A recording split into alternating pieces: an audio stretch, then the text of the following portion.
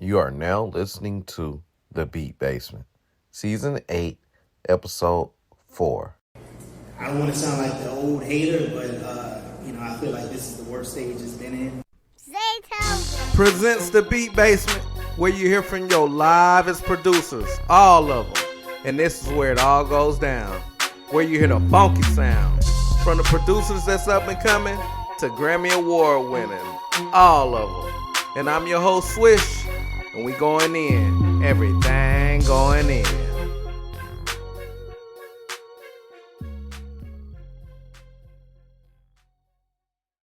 But on this episode, without further ado, we got my boy Illest. What's up, bro? What's going on, man? All right. Thanks for having me. I appreciate it. Tell the listeners a little bit about yourself. All right, so, again, my name is ghosttheillest, MC, producer from Erie, Pennsylvania. I've been doing this about 20 years now, rapping and making beats. Started as a musician, as a drummer.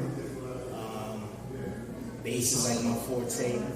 A little bit of keys, nothing, I can make a melody or whatnot, but, not any real formal training. But, and my whole thing is just keeping the spirit of hip hop alive. Speaking of the 50 years of hip hop. Yeah, man. So what do you think about 50 years of hip hop? What do you think about the game, man? So, it's come a long way, 50 years, you know what I mean? It's been through many different stages. I don't want to sound like the old hater, but, I feel like this is the worst stage it's been in, unfortunately. And it's a gift and a curse, you know what I mean? Because, people can make music from the comfort of their home.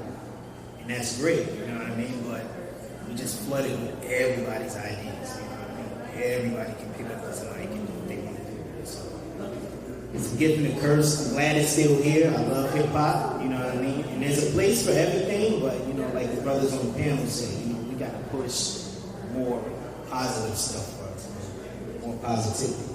Yeah, definitely. So, how did you get started making beats? I started in 2005, right?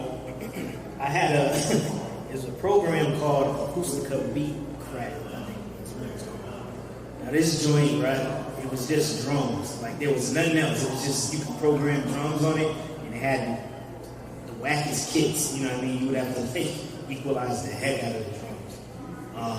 I started on that. I downloaded a bunch of sounds from around the internet and started actually putting beats together, you know what I mean? I found bass sounds, It was a weird program, but then I got on FL and you can do more with that, you know what I mean? That was about a year later. So, that's where I started at.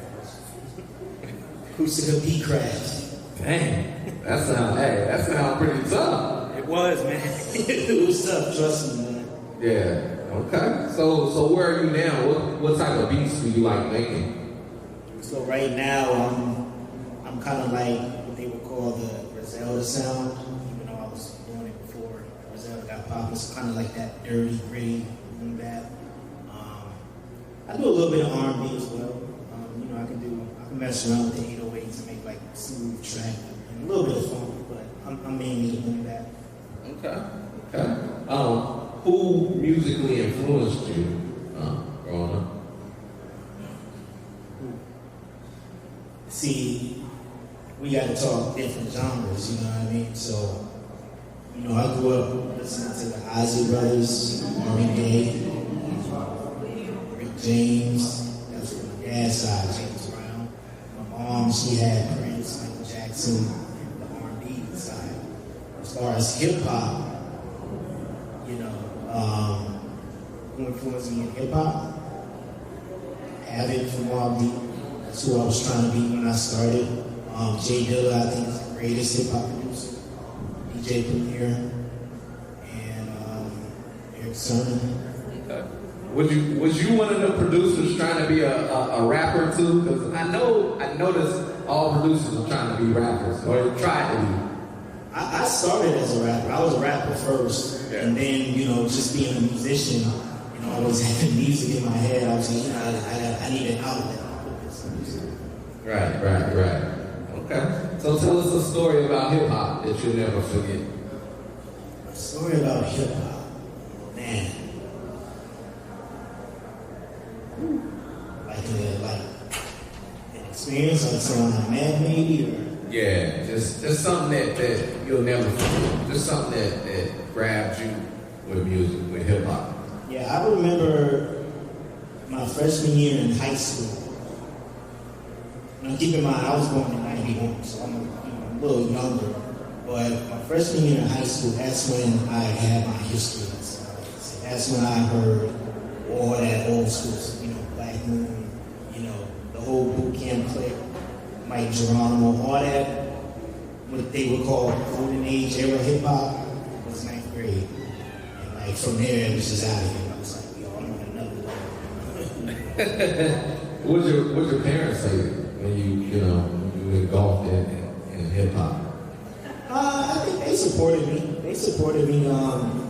It was something that I always tried to keep to myself because, it was a little embarrassing, I think, being from a household like mine, like where you gotta go to college, do this and that. But they supported me in everything, so, especially now, like my mom loves my music.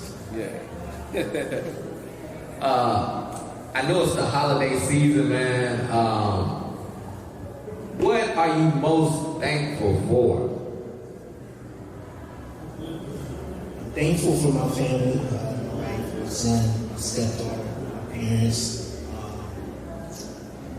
It's gonna sound super cliche, but I'm thankful for music. It's like, music is just my life. It keeps me grounded. Without music, I don't have anything.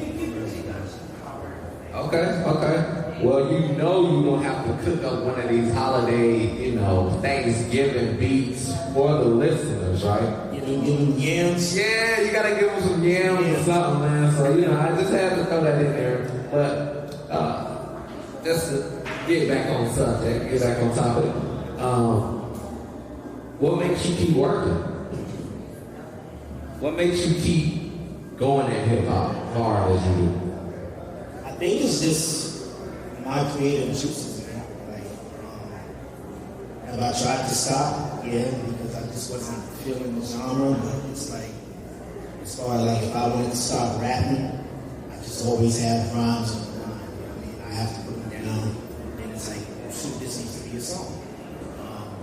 Beats, it's like, if you're constantly listening to music, you're constantly coming up with ideas for stuff. So I just feel like, once you've done it, you can never stop. Do you feel like hip hop was a gift or a curse? Very loaded question. I think it was both, honestly, man, because, it started as something good. The panel was talking about the messengers, that's what it started as.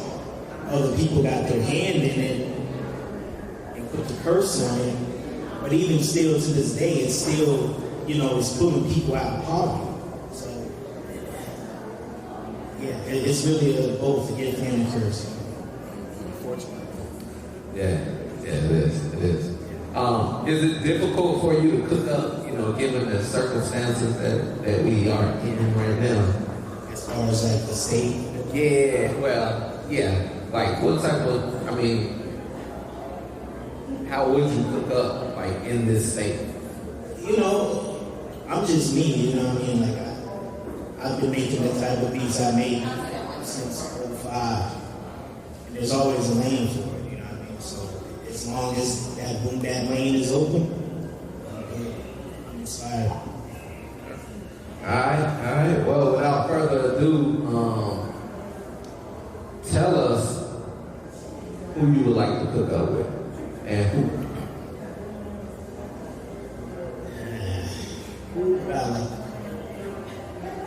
Artist-wise? Both. So artist-wise, I would love to work with those elder boys, me being from here, they're from Buffalo, like an hour away from each other. They're up here now. They got their dope producers. But, you know, if I could get like a beat with Conway or Benny, that would be dope. Producer-wise, there's this cat. I don't know where he's from. I think he's from Richmond. His name is Sai Puda. He's dope. I like him. Sure. And Ghost the Illest. One more question. How did you come up with the name Ghost the Illest? So, it's weird. I have this like fascination with like paranormal stuff. So, you know, paranormal ghosts. And I used to be called Ghost Malevolent, but I changed it to the Ill Figure because it's a song on the Wu-Tang and G-Rap, I think it's called Ill Figures. So that was like the dopest thing ever. I was like, yo, I'm an Ill Figure, man. I'm an Ill Figure, so. So you celebrate Halloween and shit, stuff like that? Yeah. Okay, alright. You like the dark boom bap beats, dark hip, dark trap? What? Yeah. Listen, when I started, I was trying to be happy. Listen to them early Mobb Deep joints, Hell on Earth. I was trying to copy that off the bar. Alright. What's your 3 must-haves in the studio? 3 must-haves. I need my key station MIDI board.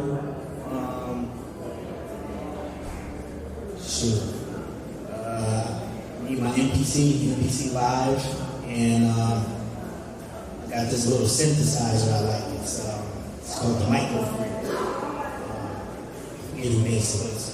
It's like a synth. It doesn't have keys on it. It's all touch based. Like, so, you know, your finger, the way you move your finger, so it's kind of cool.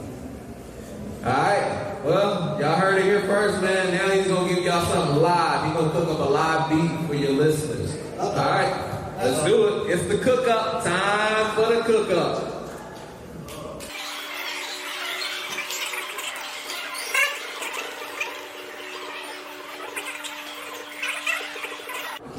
Nah, you talking too slow. Yo, 1 2 1 2. There we go. Alright. So due to time constraints, I already chopped up this sample.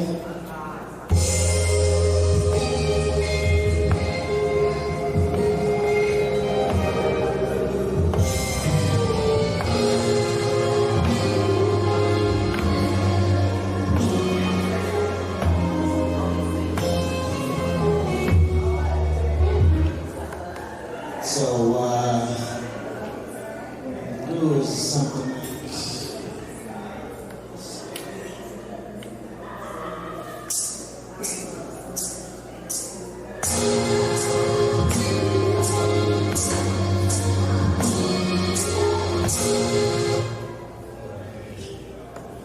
one more time.